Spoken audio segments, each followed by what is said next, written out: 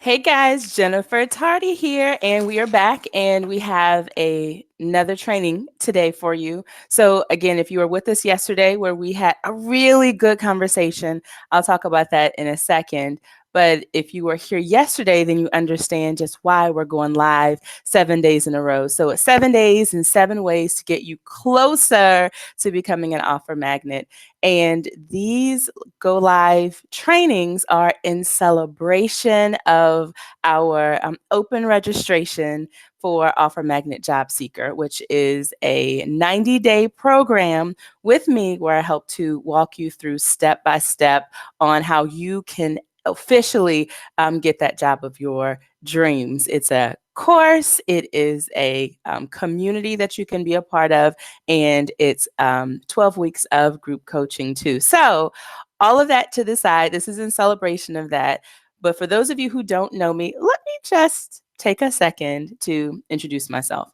I'm Jennifer Tardy. I am your career success coach, and you can see over 100 videos here on YouTube that is providing career advice. So if you are joining me live, you can chat with me in the group chat. I will pause and I will talk to you and I will answer your questions. But if you catch the replay, then let's get a conversation started within the comments. And one question that I'm very interested in. So our topic for today, it's all about the hiring manager, not the hiring manager. It is all about the job hiring process and the standard steps that are in that process. I want to know, where do you stumble? Like, what step in this process do you find it a struggle to advance forward? And what I'm going to do today is I'm going to talk about those common steps. And I'm going to talk about why people struggle to advance forward. But I want to hear from you either in the chat or in the comments. What step do you find it hardest to advance through? Okay, so I'm super excited to be here with you guys today. I'm out here in Maryland, and it's a very sunny day outside. You see the glow behind me. That's just the sun, and and I wanted to pop on live just to talk to you guys today.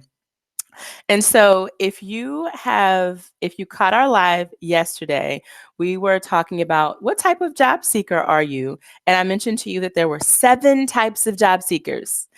We have the entrepreneur, the timekeeper, the keeper, the entrepreneur, the timekeeper, the skeptical job seeker, the passive job seeker, the passed over job seeker, and we also have the runaway, and we also have the floating job seeker. So if you want to know what type of job seeker you are, go back to yesterday's video and don't forget to take the quiz. If you go to jennifertardy.com/quiz, you can find the quiz there. So keep in mind that I highly recommend it. It only takes 60 seconds. Go and do it. And I'd be very curious as to which job seeker you are. Put that in those comments in yesterday's video. Okay, so I'm not going to take up a lot of your time today. I just want to go back to the topic at hand. And so the phases of the hiring process. Now, keep in mind, I'm going to talk about standard phases or standard steps in the hiring process. Some companies do things differently, and it is their right to do things differently. So you have phase 1, which is, I'm breaking it down to make it a little bit easier for this conversation. But phase 1 generally is submitting the application. Okay. So if you submit the application and you move through that phase, the next phase would typically be a phone screen by the recruiter.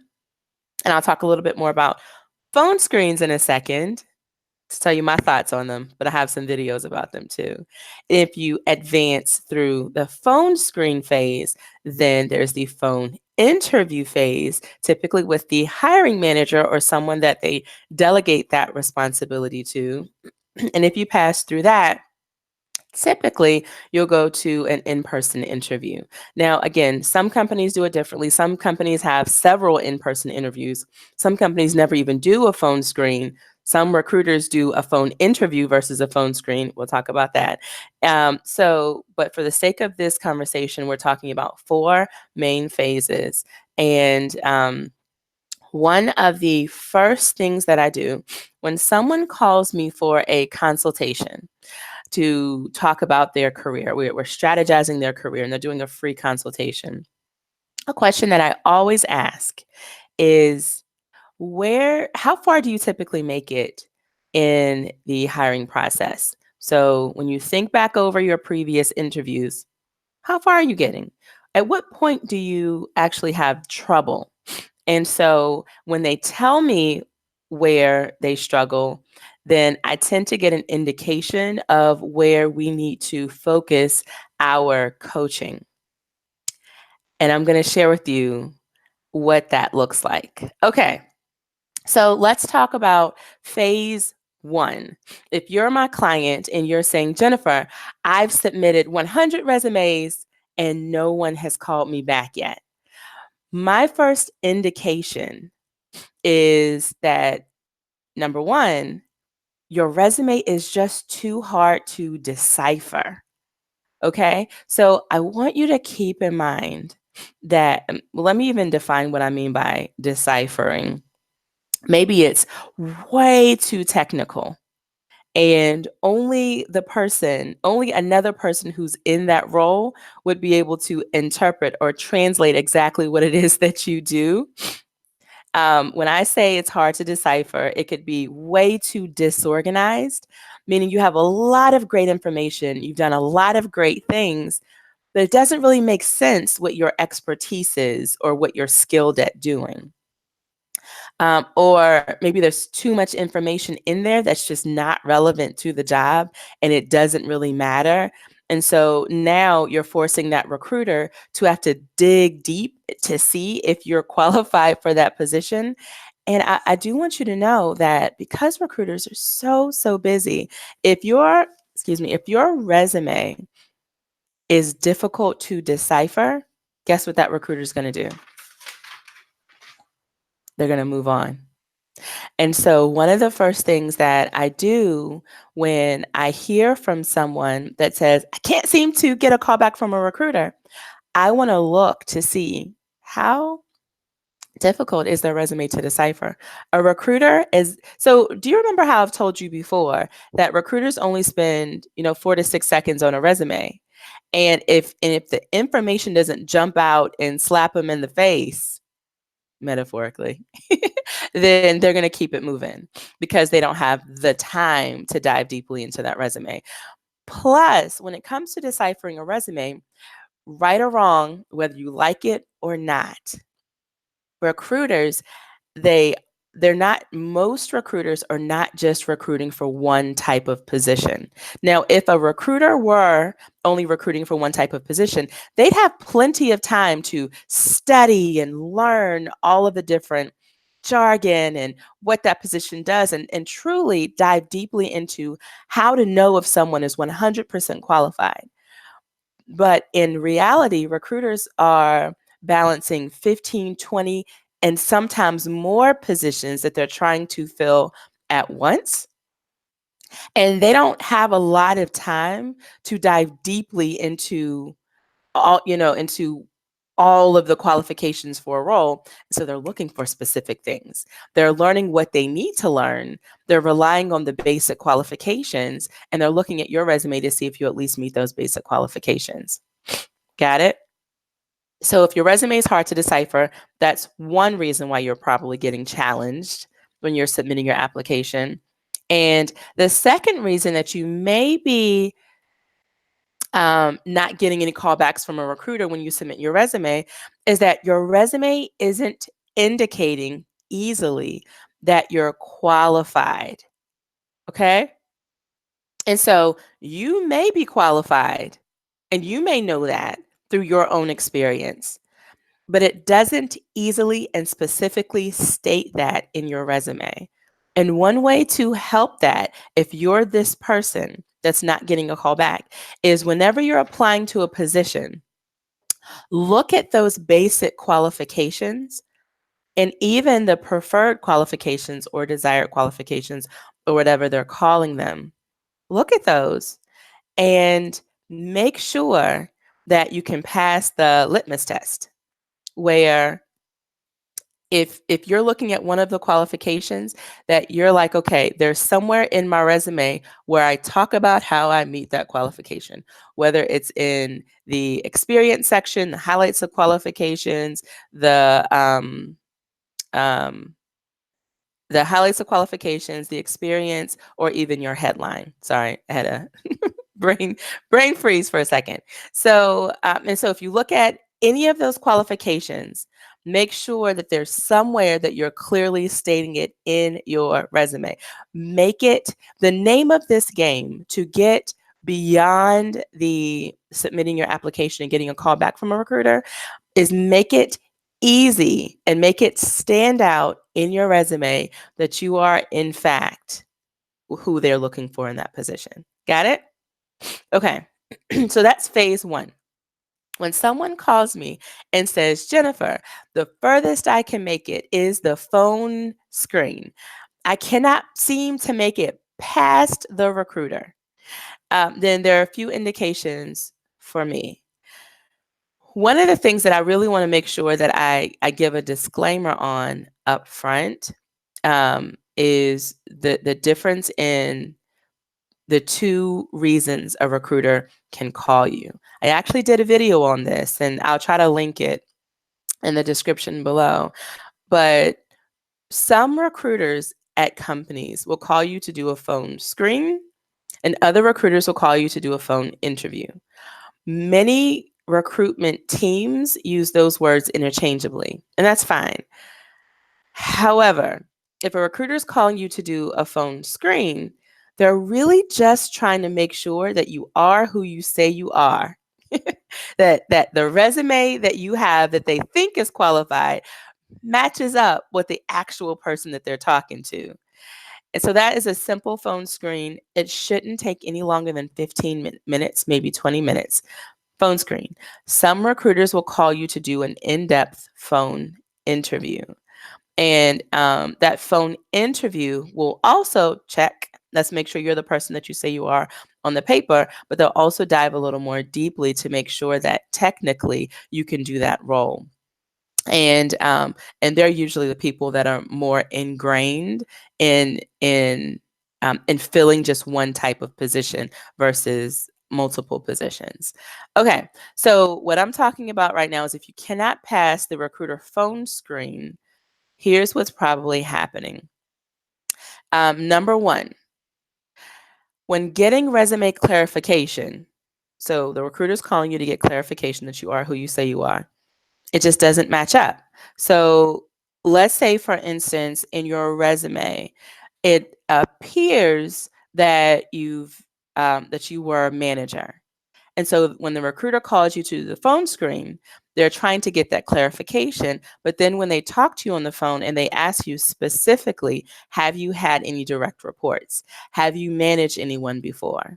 If you say, no, I was actually a manager of projects, or no, even though I have a manager title, I didn't have any direct reports, or yes, I'm a manager, I only have one person versus, the 10 people that maybe the recruiter's looking for at minimum. So there's a disconnect. So so the reason number one is when they call to get that clarification, they were able to confirm that you're not necessarily who they thought you were on your resume.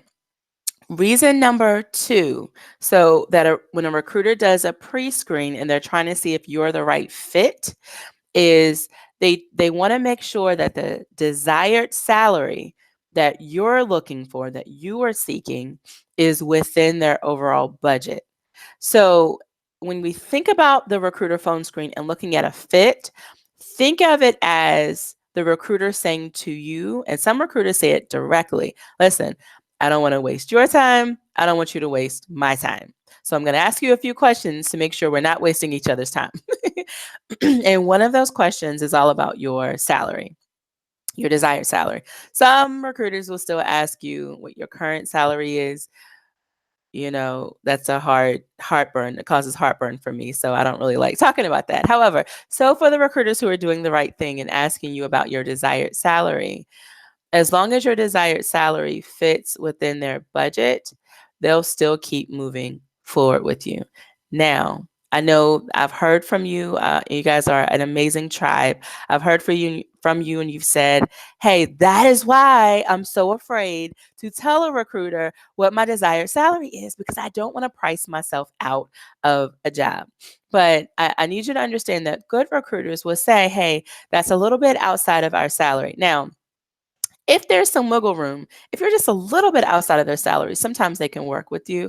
But if you are extremely outside of their salary, unless you'd be willing to take less to do this position, then a recruiter will tell you up front, you're outside of our range.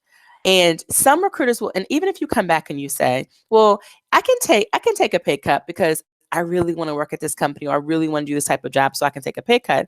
Some recruiters will say, okay, and they'll move you forward in the process. But some recruiters will say, wait a minute. They won't say it to you, but they'll say it behind the scenes. They'll say, this is a red flag because we don't want you coming over here and taking this job in the short run just so you can go and find another job that actually pays you what you originally wanted to make. And so that could be a red flag there, and that could be a reason why you haven't moved forward during the phone screen.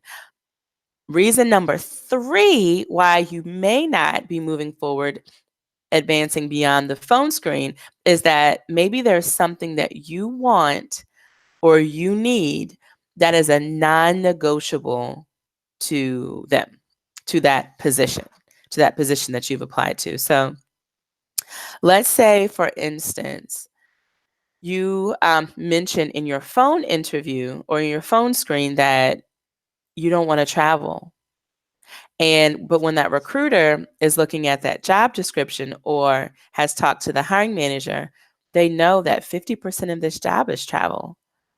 And if you're saying that you don't want to travel and 50% of this job is travel, I can't advance you forward. Or let's say you want to work remotely, but this job requires you to come into the office every day. That's not a good fit. Or let's say some companies will even say, okay, well, this job is located in this area. Would you be willing to, do you have any issues with having to travel to this area day in and day out? Maybe it takes an hour or so to get there every day. And if you say, well, I'm really uncomfortable driving an hour to work each day, then that is also a red flag. And it may not be a deal breaker, but it may not make you as competitive. And so those are the 3 things that I've seen that if someone tells me they cannot advance beyond the phone interview or the phone screen, then those are my first indicators, because phone screens are typically extremely high level. They don't take a lot of time. They just want to make sure that you're a good fit. Because listen to me, once you move beyond that phone screen with the recruiter and the recruiter says, okay, I'm going to take Jane Doe's resume and I'm going to give it over to the hiring manager. Now that's that recruiter's reputation on the line, because the recruiter is saying, I think that Jane Doe could do a good job in this position, so I'm going to move her forward. And so I need you guys to understand too that once a recruiter moves you forward, they're rooting for your success. And so you have somebody in your corner. And I'm saying that to you very intentionally, because many people come to me and they say, oh, I'm afraid to ask a recruiter too many questions about what to expect in the next phase of the process. And I'm like, recruiters don't mind telling you that information. They want you to be aware. They want you to win, because number 1, if you win, they look good. Number 2, if you win, then that's another position that is closed, and they can move on and fill some other positions too. So I wanted you to hear that from me. Sorry. I'm getting over a cold. You have to excuse me. Okay, so phase 3 of the steps in the hiring process that I've been talking about is the phone interview.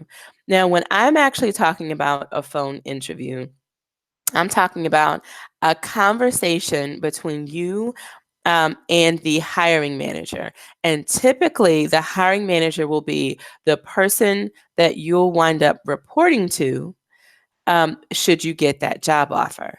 And so, the hiring manager, what I like about phone interviews is that they go a little more in depth, and it's usually given to you either by the person you're going to report to or someone that they delegate who typically knows a lot about this position and who can typically talk in the same language as the person who would be in that position. So if it's a highly technical position, they can throw around those technical terms and they can dive deeper and ask you about your expertise, about your technical expertise, about your hands-on expertise, about the knowledge that you have to get the job done.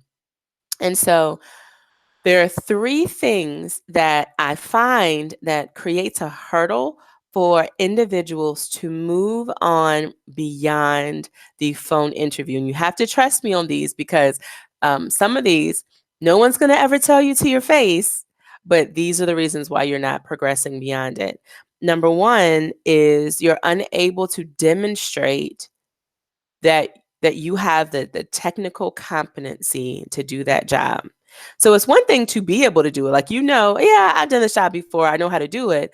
But if you're unable to demonstrate that in your words and in how you synthesize your knowledge, if someone says, okay, in this position, you're going to be putting together widgets. Tell me a little bit about how you put together widgets at your last job, and you're unable to speak through that process, that is not a good sign.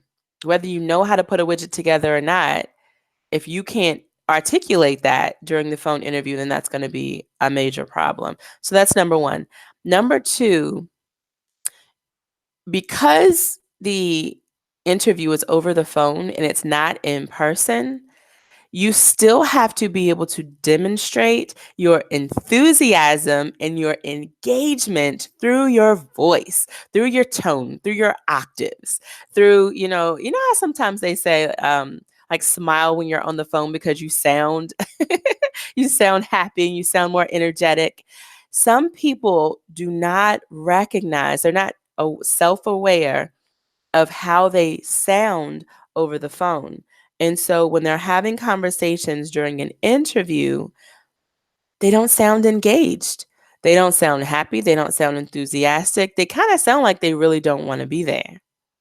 And if a hiring manager is taking time out of their day to conduct that interview and you're on the phone like, hello, yeah, yep, I can do this job. Nobody wants to have that type of conversation. So have somebody practice with somebody over the phone and have somebody check you on how you sound, how you're presenting yourself, which flows into number 3. And number 3 is that it didn't matter what you said related to answering the questions that the hiring manager presented to you, because something was happening that was way too distracting to the hiring manager. Here's what this means. So I'm going to throw out a few examples of this. Some people talk way too loud when they're on a telephone, and the hiring manager has to hold the phone out here to listen to you. They're not even paying attention to how you're answering the questions or how you're demonstrating your knowledge, skills, and experience. All they can think about is how loud you are.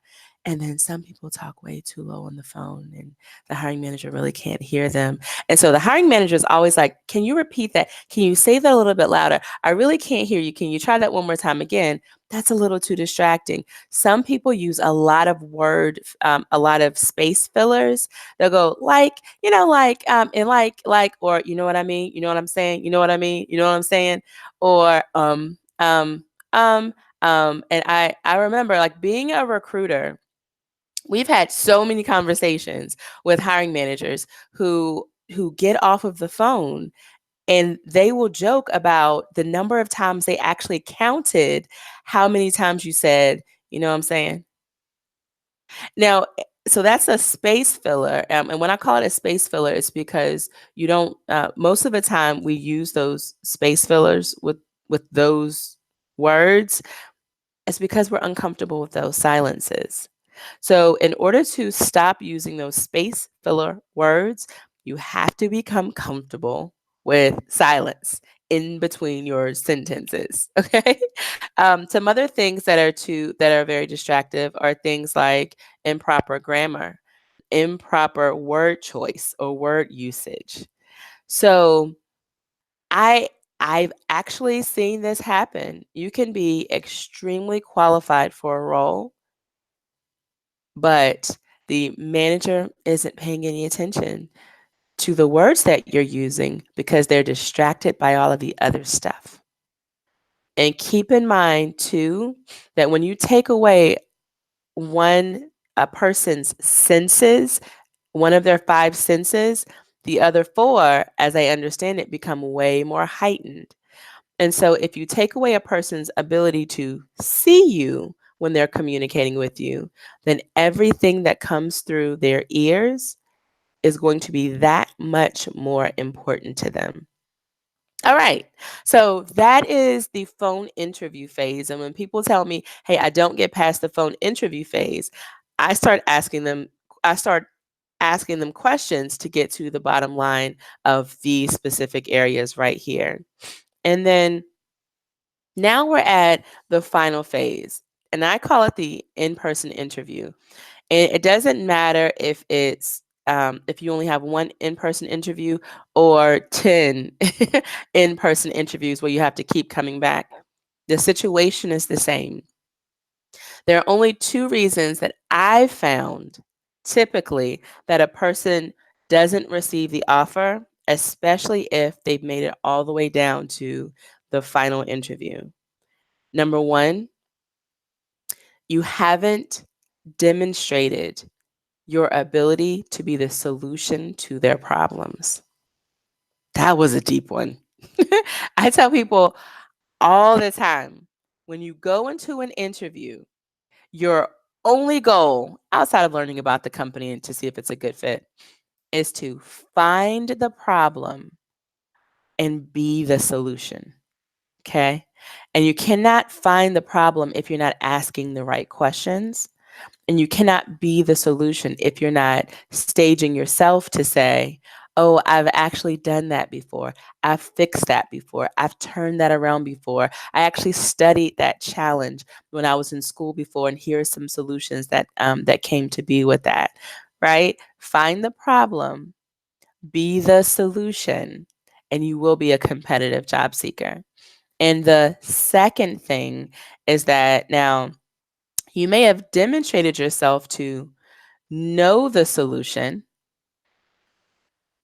but you didn't demonstrate that you have the confidence to effectively carry it out. Okay.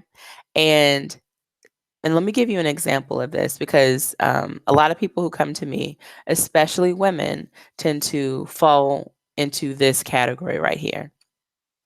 There's you're interviewing and you're one of two final round candidates.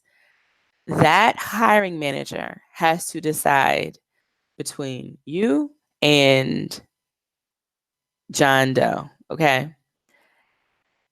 And what I found is that even though we know we can do the job, it goes so much further by being able to verbalize your level of confidence in your ability to get the job done. By saying something related to, I'm very confident that I can get this job done. I've actually done it in the past before, and I did it very successfully. And what tends to hurt us is that we feel that by saying those things that we're boasting, we're being arrogant, we're bragging. But in an interview, the hiring manager typically selects the person that leaves them feeling most confident that they can get that job done successfully. Now, you keeping that confidence to yourself and in here is not going to land you that job. You have to be able to verbalize it and leave. It's not enough for you to feel confident, but you have to leave the person in that interview feeling confident in you. That is your job. And so when people tell me, Jennifer, every single time I can make it to the final interview, I can. But for some reason, they always go with the other person and they don't give me any feedback. They don't tell me things, da da da. But at the end of the day, the hiring manager is going to select whoever they have a vote of confidence in. So that's it. That was an easy breezy training. Easy breezy. And so I want you to think about this and I want us to have a discussion. I want us to have a really good discussion in the comment section below. When you think about these phases, submitting your application, the phone screen, the phone interview, and the in-person interview, which phase do you find yourself getting stuck in with an inability to advance beyond? And tell me about it. And let's start having that conversation.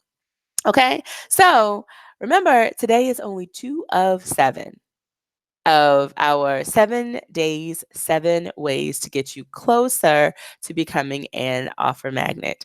Again, if you're interested in working with me and joining the Offer Magnet Job Seeker community or the OMJS community, go to jennifertardy.com/OMJS. And for those of you who are coming back tomorrow to watch the live video, we are going to talk about 10 things I want you to know about being an offer magnet job seeker.